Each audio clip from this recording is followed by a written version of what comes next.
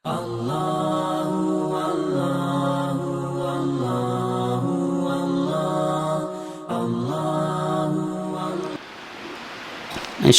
kita kembali melanjutkan pelajaran kita dalam bab yang terkait dengan salat.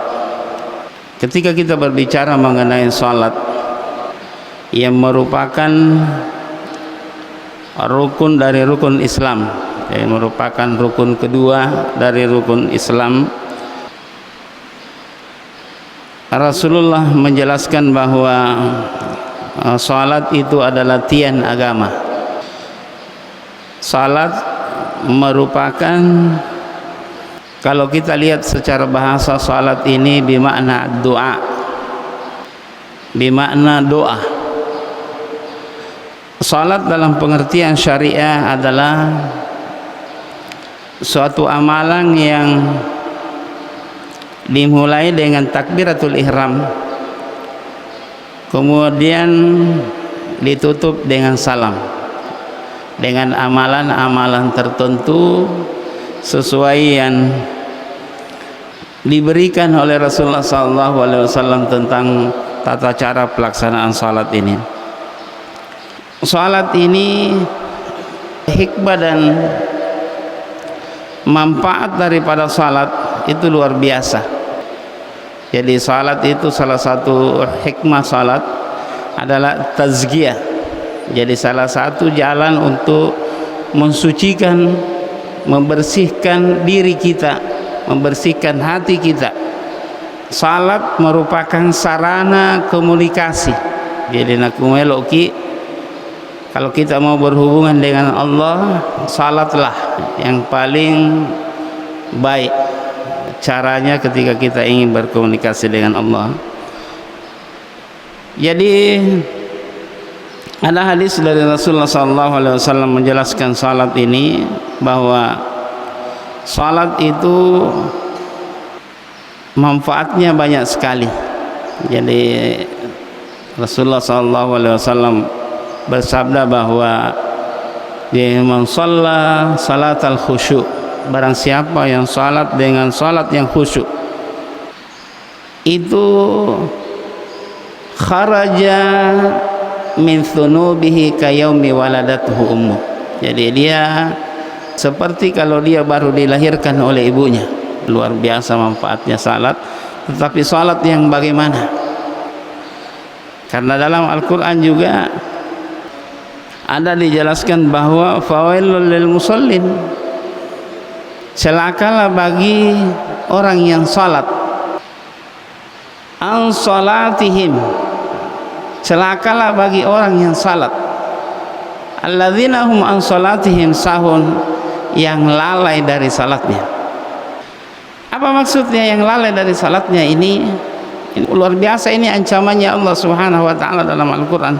Jadi kalau pengertian wail itu, wail, ada yang menjelaskan para ahli tafsir itu bahwa wail itu adalah suatu neraka, suatu tempat yang ada dalam neraka, neraka sendiri minta kepada Allah Subhanahu wa taala agar dilindungi dari wail ini. Jadi wail adalah suatu tempat 7 kali lipat panasnya dibanding panasnya api neraka, atau neraka wail. Nah, ini siapa itu? Yaitu salatnya orang-orang munafik. Kalau dia salat itu, dia tunda-tunda salatnya. Nanti mau, misalnya kalau salat duhur, nanti mau masuk salat asar, baru salat, baru terburu-buru. Ketika dia salat itu seperti kilat, takbir, kemudian cepat sekali langsung salam. Nah, inilah salah satu yang diancam oleh Allah Subhanahu wa taala, neraka wail. Jadi bisa kita bayangkan bahwa orang yang salat saja itu mendapatkan ancaman berupa neraka wail, orang salat. Apalagi kalau tidak salat. Asangyan reguduk tak masam paja lagi tahu na diancam oleh Allah Subhanahu wa taala neraka wail. Dalam hadis itu awwalu ma yuhasabu bihil abdu yaumal qiyamah as-shalah. Amal yang paling pertama nanti dihisab, diperiksa ketika kita ditimbangan itu adalah salat. Periksa salatnya.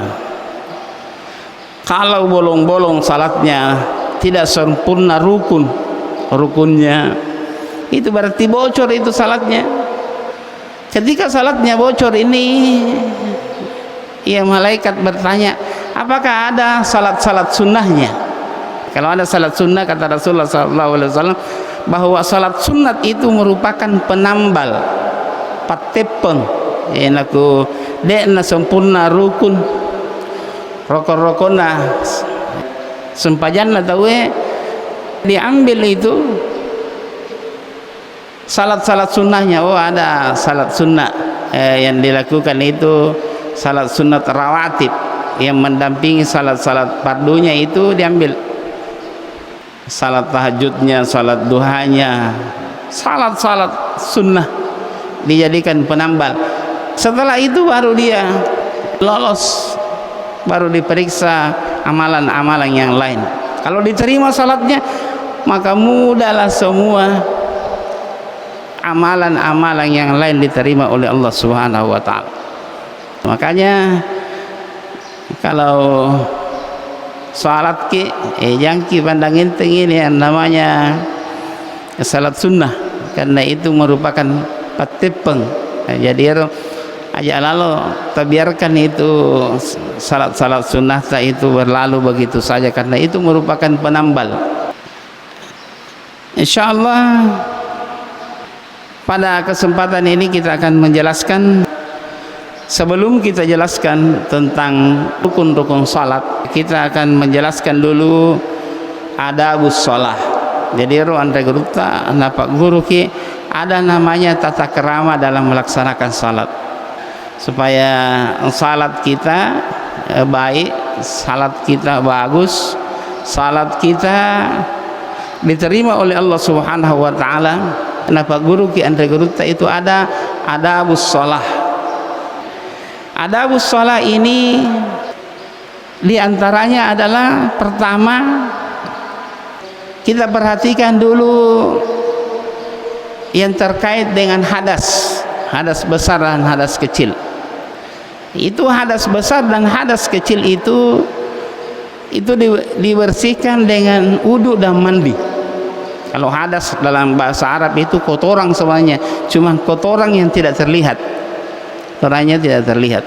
Ini membersihkannya ini dengan wudu dan mandi. Ada juga najis. Ya, najis ini kita sudah jelaskan itu bahwa ada 3, najis ringan, sedang, dan berat. Cara membersihkannya kita sudah jelaskan bahwa kalau ringan itu adalah kencing bayi laki-laki yang belum makan kecuali air susu ibunya, belum lewat 2 bulan. Itu caranya dipercikkan saja air. Kemudian najis sedang itu ya caranya membersihkan 3, bendanya dibuang, kemudian baunya, kemudian yang ketiga warnanya. Kemudian najis berat itu cara membersihkannya itu 7 kali air diselingi dengan debu tanah. Setelah itu kita masuk dalam salat itu ya perbaiki wudu, tak perbaiki cara tak berwudu. Ketika kita masuk dalam salat, yang perlu dijaga dalam adabus shalah itu adalah khusyuk, kehusyuan kita. Apa maksud kehusyuan ini? Khusyuk dalam arti hadirnya hati. Jadi ro atita sebagai tempat niat itu ondron niae ipakan jari ipang molol ripong Allah Ta'ala. Kemudian yang kedua yang perlu diperhatikan itu kesadaran kita. Maingamu agak tahu mas sumpajang.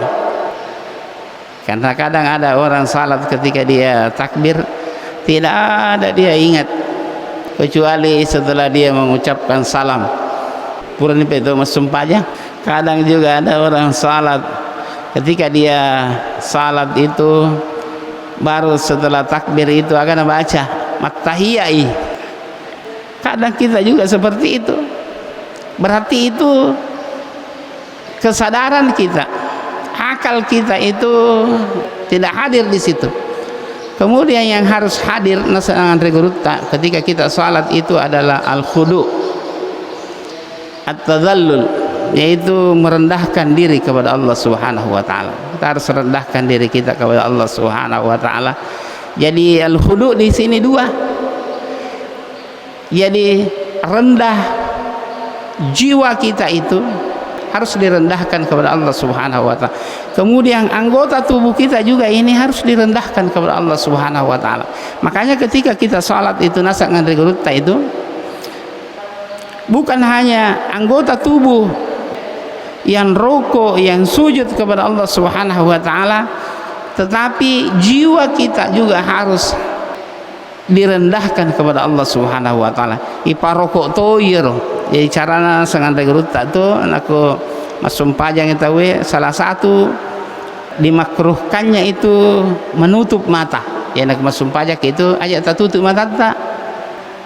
Terutama ketika kita sujud itu buka matanya supaya mata juga ikut sujud kepada Allah Subhanahu wa taala. Ipa sujud tu matai, ipa sujud.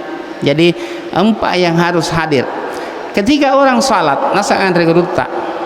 Ketika orang salat, nah hatinya tidak khusyuk, berarti orang itu lalai dalam salat.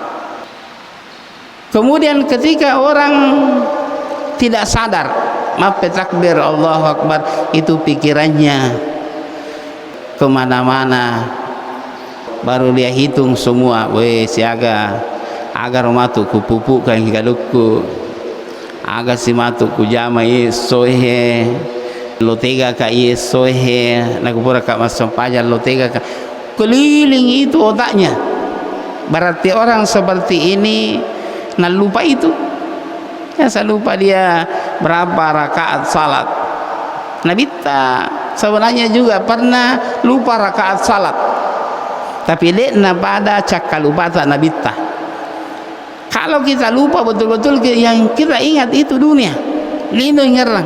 Tapi naku nabita lupa dalam jumlah rakaat itu, dia lupa karena hubungan dia, komunikasi dia dengan Allah Subhanahu wa taala itu betul-betul hanyut dalam ingatan dia kepada Allah Subhanahu wa taala. Jadi beda tuh. Kemudian harus menghambakan diri. Jadi kalau ada orang tidak hadir pikirannya, tidak hadir akalnya ketika dia salat, berarti dia lupa, sahwan dalam bahasa Arabnya itu. Kalau ada orang salat nah dia tidak merendah kepada Allah Subhanahu wa taala, dia napakatuna yalena yolona pung Allah taala, berarti dia salah itu caranya bersumpah. Kalau ada orang menganggap dirinya sebagai hamba Allah, baru dia tidak merendahkan dirinya di hadapan Allah Subhanahu wa taala, berarti salah batena masumpah. Kalau ada orang tidak bagus ini anggota tubuhnya ini, kemana-mana dia lihat, kemudian gerakannya anggota tubuhnya ini tidak sesuai dengan, pokoknya tidak khusyuk salatnya, tidak tenang ini anggota tubuhnya, maka orang seperti ini dianggap kering penyembahannya kepada Allah Subhanahu wa taala. Yaitu bahasa Nabi dalam salah satu hadis, saya ulangi kembali bahwa man khasha'a fi salatihi wajabat lahul jannah. Nasa Nabi salah satu hadis dijelaskan, maka negi tahu khusyuk batena masompal lelori pung Allah taala, wajabat lahul jannah, maka wajib baginya itu surga. Kemudian wa kharaja min thunubihi ka yaumi waladathu ummu, dan dia itu diibaratkan itu keluar dari dosanya itu sebagaimana dia baru dilahirkan oleh ibunya. Insyaallah pada kesempatan ini mari kita melihat rukun-rukun salat. Jadi rukun yang ada dalam salat yang perlu kita perhatikan, dan ini sangat penting. Jadi ketika kita salat itu empat kita jaga, kemudian kita jaga rukunnya, luar biasa rahmat Allah Subhanahu wa taala akan turun kepada kita. Jadi empat ya, khusyuk, hadir hati, kemudian akal pikiran kita itu ada kesadaran ketika kita salat, kemudian kita merendah diri kepada Allah Subhanahu wa taala. Begitu pula jiwa kita dan anggota tubuh kita itu semua hadir ketika kita salat.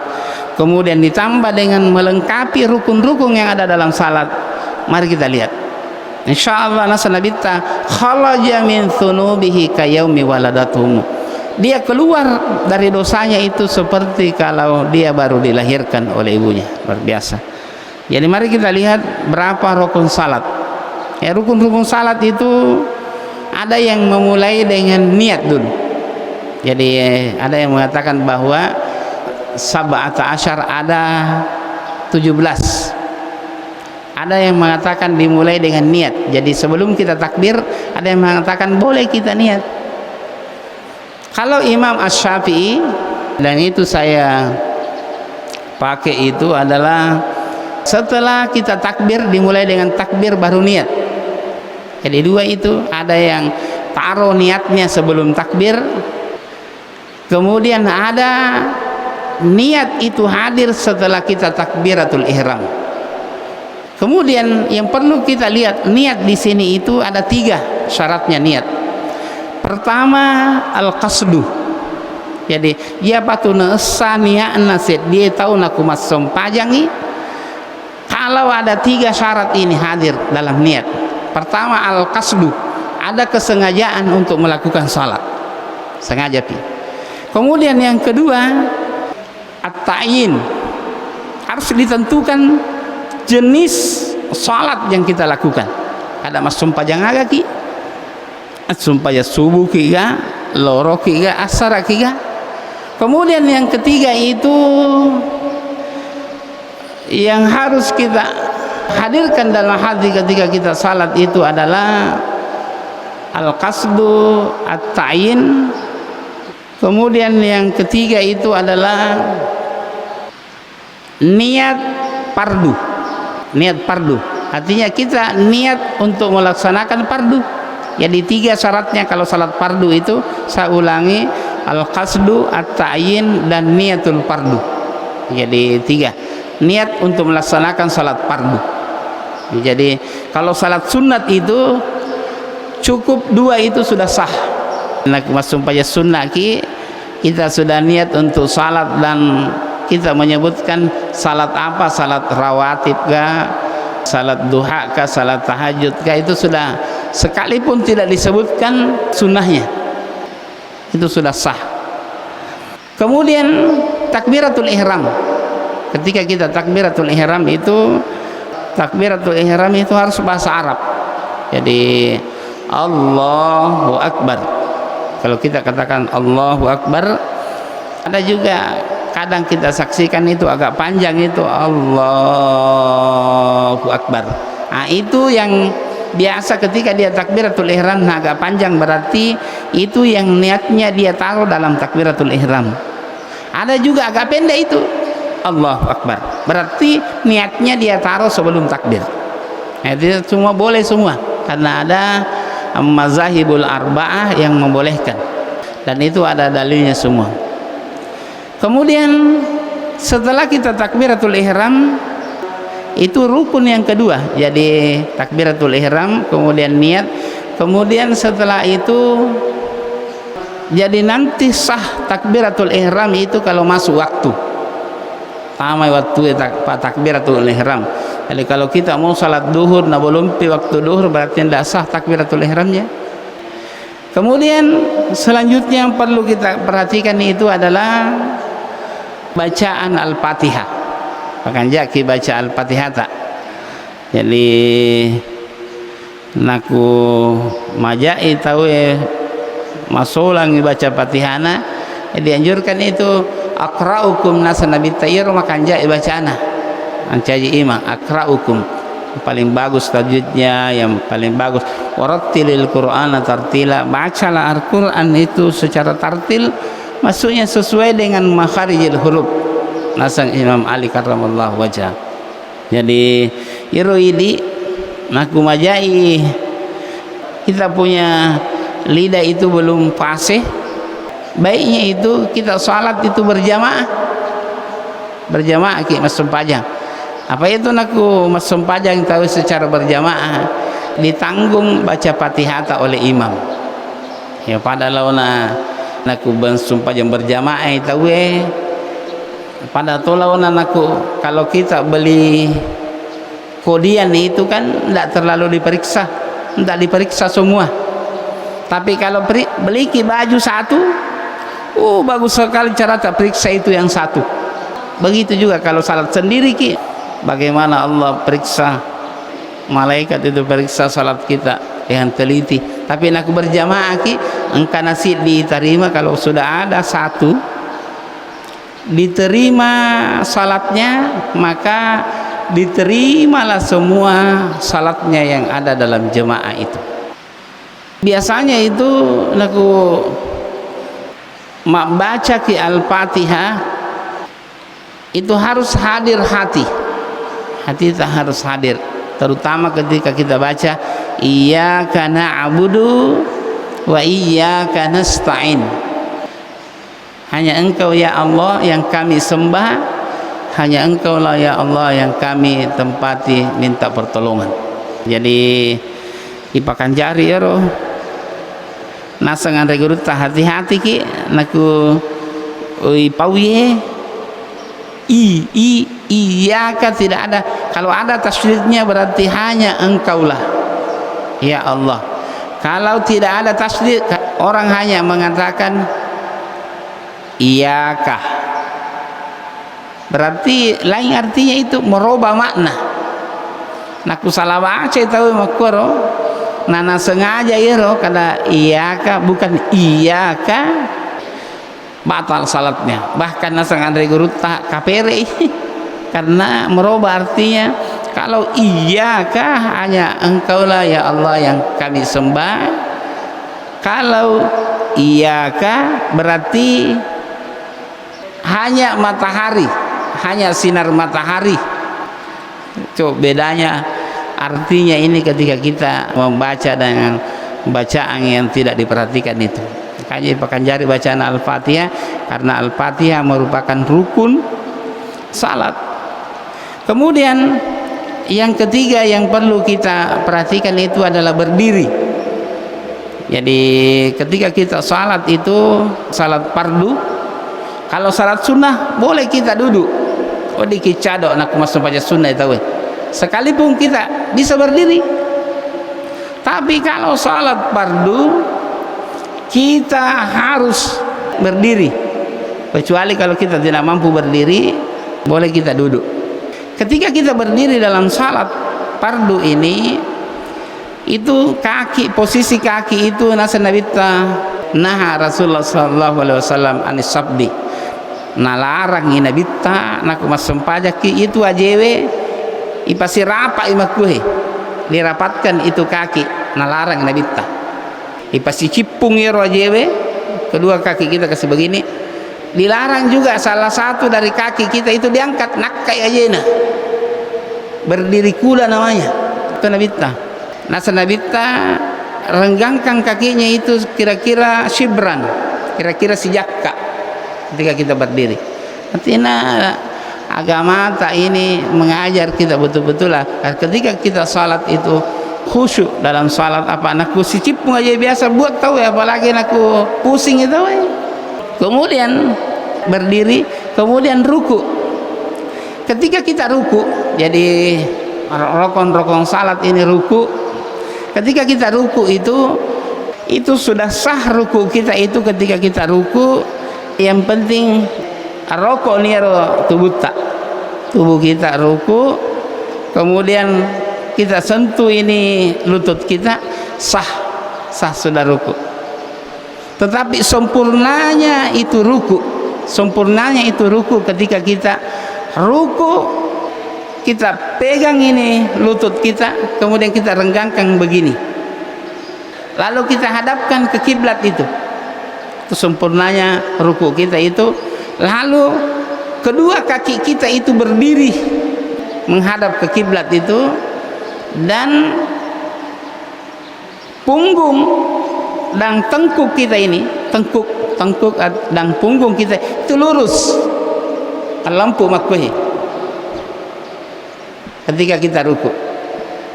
Nasang Abu Hurairah iro nabi tanaku rokoi, seandainya kita ambil gelas diisi air lalu ditaruh itu di atas punggung Rasulullah, airnya itu tidak tumpah. Itu bagaimana Rasulullah. Abu Hurairah menjelaskan bahwa begitulah ruku yang sempurna. Jadi melempu ironwe pungguta. Kemudian rukun salat itu adalah tumak nina. Ada masau-sau, ada raha, ada ketenangan ketika kita ruku. Jadi menyawaki sempat malah nyawa apa angka tuh biasa tuh ya rona ku anak-anakmu beta nama sumpahnya dek banyak nama nyawa, oh ya sih. Padahal salah satu rukun daripada salat itu harus kita paling tidak itu kita baca subhana rabbiyal azim wa bihamdihi 3 kali. Kita luyur baca. Kan reguluta kada seperti Imam Abu Hanifah kita baca itu 7 kali, kada Imam Syafi'i cukup 3 kali, kada Imam Ahmad 1 kali kita baca, tetapi bacanya itu cara tak baca pelan dan penuh kehusuan, itu boleh. Kemudian ketika kita ruku itu, jadi bacaan yang ada dalam ruku itu bukan rukun, tetapi ketenangan rokok ki lori Allah Ta'ala. Inaro intina nasar syaratnya itu ruku'uhu, kita itu harus ruku kepada Allah Subhanahu wa Ta'ala. Nah inaro kanjak naro naku ipa ingerang kadang hati harus hadir, akal, pikiran dan kesadaran kita ada, kemudian kita merendah diri kepada Allah, kemudian kita harus anggota tubuh kita juga ikut merendah kepada Allah Subhanahu wa Ta'ala. Makanya aku rokok itu ipa rokok to yoro tania bawang ati tak rokok, tapi jiwa kita, pikiran kita, bahkan anggota tubuh kita ikut rukuk. Dan inilah nakatayaran taruhan degeruta. Makanya kita belajar dulu adabus shalah. Pak guru ki ada cara-cara melaksanakan salat sehingga salat yang kita lakukan itu khusyuk. Sekalipun kadang memang kita susah untuk secara sempurna, tetapi ketika kita lakukan seperti itu, nah masaiki pun Allah Ta'ala. Kalau kita sudah berusaha begitu melakukan seperti itu, salat seperti itu, Allah Subhanahu wa Ta'ala menurunkan rahmatnya. Engkau rasakan matu, ada kita rasakan nikmat yang Allah berikan ketika kita continue. Inilah salat yang seperti ini, aflahal mu'minun, salat yang beruntung. Inilah salat yang mencegah orang dari perbuatan keji dan mungkar. Aku lakukan seperti itu. Kemudian setelah itu kita i'tidal. Apa itu i'tidal? Kita kembali berdiri, kembalikan tubuh kita itu kembali berdiri seperti sebelum kita ruku. Jadi posisi tubuh kita itu, i'tidal itu adalah kembali ke posisi sebelum kita rokok. Kemudian tumanina lagi, artinya nasang Andre Guruta, kalau bahasa Bugisnya itu tumanina as-sausauman. Mas-sausau tahu sempat kita ada ketenangan, ada saat-saat kita merasakan bahwa betul-betul kita berhenti sejenak. Itu berhentinya bisa sama panjangnya ketika kita ruku dan ketika kita i'tidal. Kemudian setelah itu kita sujud. Sujud itu diharuskan kita ketika kita sujud itu ada 7 anggota tubuh kita yang sujud. Ya nanti sah sujud kita itu nakuyaro ketika kita sujud itu dahi kita yang sujud iro dahi. Jadi ketika kita sujud itu yang harus diperhatikan dahi nasang andre guruta Imam Nawawi anak sujud itawe yaro inge hidung kita itu harus juga menyentuh lantai. Ya, sentuh lantai itu. Dahi kita harus bersentuhan dengan lantai, segeser lantai. Tidak boleh ada yang halangi ini dahi. Tidak boleh ada songko, biar makanya itu songko tidak boleh begini. Sumpah jangan kita apa? Tidak sah sujudnya orang kalau ketika dia sujud dahi dia ada yang halangi di anggota tubuhnya yang melengket. Makanya ini itu makunre dek tu nasa, terutama anak-anak kecil. Kalau orang tua itu ibu-ibu yang sudah dewasa remaja itu sudah paham itu. Makanya kalau sujud ki itu tidak boleh itu muknanya itu disujuki tegas, tidak ada sajadahnya. Nah ya aku sujud nih anakku kita biasa kasih no aku sujud ya muknana na sujuki ada itu tidak boleh. Rambut ya bulu ataro dek nawajin sujuki. Nah, makanya itu songkok ini biar kita tidak pakai songkok salat, cuman khawatir kira matero gemek tak itu menutupi dahi kita, jadi lebih selamat itu kan pakai songkok ki mas, karena ini harus bersentuhan dengan lantai. Kemudian kedua, tangan kita itu harus telapak tangan dengan jari-jari tangan itu menyentuh lantai dan menghadap ke kiblat. Jadi berapa? 1, 2, 3, kemudian kedua lutut, kemudian kedua jari-jari kaki. Jadi jari-jari kaki yang ada di ujung-ujungnya itu menghadap, bagusnya itu menghadap ke begini, menghadap ke kiblat. Jadi tidak sah orang sujudnya kalau ketika dia sujud nak kayak aja nasedi, angka makai nak kayak aja tarak kayak aja nasedi, itu tidak sah sujudnya, tidak sah.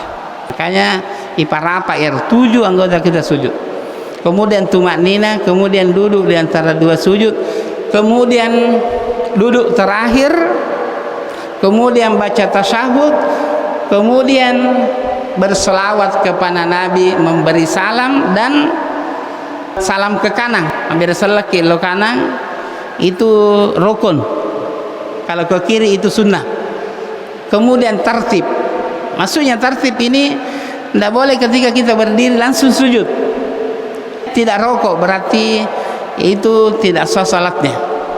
Kemudian ketika kita memberi salam itu bagusnya itu pura pimak beri seleng imangi. Sunnah itu ketika kita memberi salam itu ita ajang ijolo imangi memberi salam ke kiri, assalamualaikum warahmatullah, assalamualaikum warahmatullah, itu baru kita memberi salam. Kata tu tahu dek pak dek pana mapa je mak beri seleng imangi lo kanan lo kiri nelina, berarti nasa ngandre guruta dia sah dia salat, punya salat, tapi dia tidak ada pahala berjamaah. Apa nabi taimangi ya deku kada de sah anuna, tapi nabi taimangi berarti dia tidak dapat pahala jemaah. Kemudian salam yang kita ucapkan itu makuma beri salaki ya bagusnya itu assalamualaikum warahmatullah, itu yang sunnah. Atau tahu karena naku kadaki assalamu atau assalamualaikum warahmatullahi wabarakatuh, ya yang jelas itu sesuai dengan sunnah Rasul SAW. Dan ini yang paling bagusin assalamualaikum warahmatullah. Bagusnya itu ketika kita memberi salam itu ini kelihatan ini pipi tak, ini pipi kanan kita itu dilihat di belakang. Nah ini tayir mondrit tayiro ya, pipi kanan ini ketika kita memberi salam ke kanan, orang yang ada di belakang kita nah ini tayiro, seperti yang dijelaskan oleh sahabat bahwa kita lihat pipi Rasulullah SAW itu putih ketika dia memberi salam.